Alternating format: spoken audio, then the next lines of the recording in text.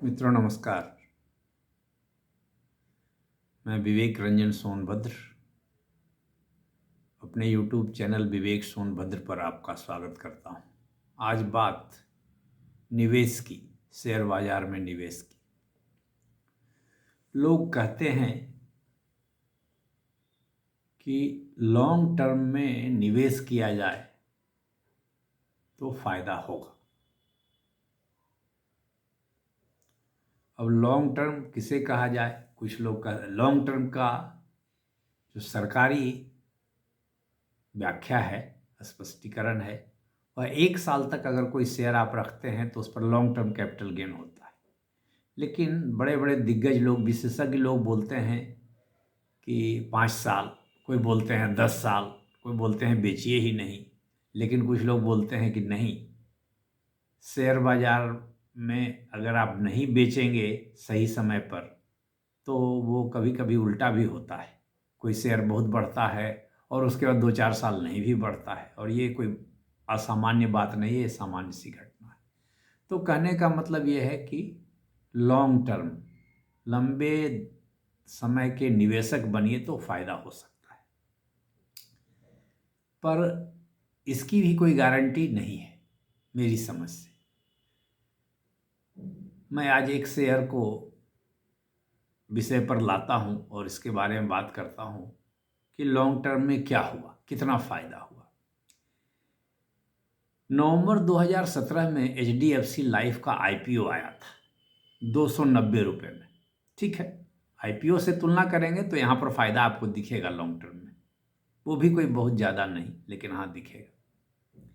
जैसे 290 रुपये में ये नवंबर 2017 में आया था, अभी इसका रेट 777 रुपया है, मतलब 487 रुपया का फायदा है।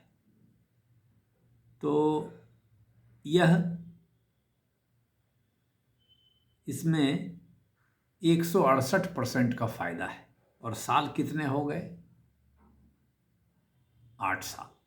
तो 8 साल में 168% हुआ। लेकिन ये IPO का प्राइस था, IPO में सबको मिलता नहीं है, और IPO के बाद उसमें लिस्टिंग ज़्यादा पर होती है, तो कोई ज़रूरी नहीं है कि लॉन्ग टर्म में।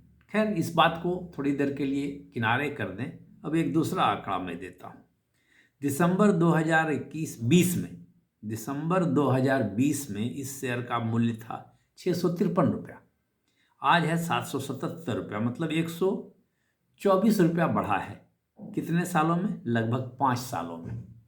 और ये परसेंटेज टर्म में कितना आता है? 19%। तो 5 साल में यह शेयर 19% बढ़ा। तो बताइए लॉन्ग टर्म में फायदा क्या हुआ? 5 साल में 19%, तो मतलब यही हुआ कि सेविंग बैंक में जितने पैसे रखे हैं आप उतना ही बढ़ाइए। FD का रेट भी नहीं दिया, तो 5 साल हो गया, तो लॉन्ग टर्म में फ़ायदा क्या हो? तो कोई गारंटी नहीं है कि लॉन्ग टर्म का मतलब आप शेयर में पैसे लगाकर सो जाइए तो फ़ायदा होगा ही होगा। अब इसी का एक और आंकड़ा देखिए। 17 सितंबर, नहीं इसके पहले एक ये देखिए, 23 मार्च 2021, 23 मार्च 2021 को इस शेयर का दाम था 688 रुपया, और आज 777 है। तो अंतर कितना हुआ? 89 रुपया, मात्र 89 रुपया बढ़ा। और कितने साल हो गए? 4.5 साल, 4.25 साल ही मान लीजिए, 4.25 साल मान लीजिए। नहीं, 23 मार्च 21, अभी 25 चल रहा है, तो 4.25 साल मान लीजिए। तो 89 रुपया का मात्र गेन हुआ। तो टोटल परसेंटेज में कितना आया? 13%। तो आपको 4.5 साल, 4.25 साल में कोई शेयर 13% का गेन दे रहा है। 5 साल में कोई शेयर 19% का गेन दे रहा है। कोई शेयर क्या? वही HDFC लाइफ। तो HDFC लाइफ ने लॉन्ग टर्म में क्या दिया? एप्रिसिएशन तो कुछ नहीं दिया। तो ऐसा नहीं कह सकते हैं कि लॉन्ग टर्म में फ़ायदा ही फ़ायदा होगा। इसी का एक और आंकड़ा देख लीजिए। 17 सितंबर 2024 को यह शेयर 698 रुपया में था, भाव था, आज 777 है। अंतर कितना आया? 79 रुपीज़ का। परसेंटेज टर्म में कितना आया? 11%। तो एक साल कुछ महीने में ये 11% आया। ये तो चूंकि कम दिनों का है तो ठीक ठाक भी, मैंने 11% भी है। और जो 2-3 आंकड़े मैंने दे दिए, जो दिसंबर 20 में खरीदा गया, जो मार्च 21 में खरीदा गया, उसके हिसाब से जब आंकड़ा देखेंगे तो कोई रिटर्न नहीं है। मोटा मोटी सेविंग बैंक वाला रिटर्न है। सेविंग बैंक में जो ब्याज मिलता है बचत खाते में 3%, 3.5%, 2.5%, उस टाइप का रिटर्न है। तो लॉन्ग टर्म में HDFC लाइफ के शेयर में लोगों ने कमाया क्या? तो कोई ज़रूरी नहीं कि लॉन्ग टर्म इन्वेस्टिंग हमेशा फ़ायदा ही देगा और वैसा फ़ायदा देगा जिसकी उम्मीद लेकर आप शेयर बाज़ार में आए हैं। शेयर बाज़ार में लोग अच्छा पैसा कमाने आते हैं कि हाँ भाई 15%, 20% का कम से कम साल में फ़ायदा होगा। अदरवाइज तो कोई ज़रूरी नहीं है कि शेयर बाज़ार आया जाए। 8% तो कंपाउंडिंग के हिसाब से FD में भी मिल जाता होगा, अभी कुछ घट गया है। तो लॉन्ग टर्म इन्वेस्टिंग में भी एक्टिव रहने की ज़रूरत है कि कब कितना पैसा हमको मिल रहा है, कितने दिनों में मिल रहा है, हमारी क्या उम्मीद है, क्या एक्सपेक्टेशन है। उस हिसाब से आपको पोर्टफोलियो को सफल करने की भी ज़रूरत हो सकती है।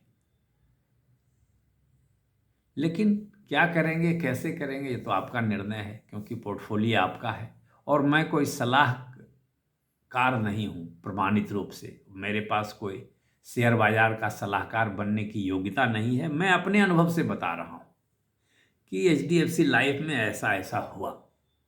HDFC लाइफ में मुझे तो कोई फ़ायदा नहीं हुआ। अगर सेकेंडरी मार्केट से, बाजार से जो शेयर खरीदा गया उसको देखा जाए तो ठीक है। IPO प्राइस पर फ़ायदा हुआ। IPO में मैंने शेयर अप्लाई किया था, मुझे भी कुछ मिला था। IPO प्राइस के हिसाब से अगर कहें तो कुछ फ़ायदा है।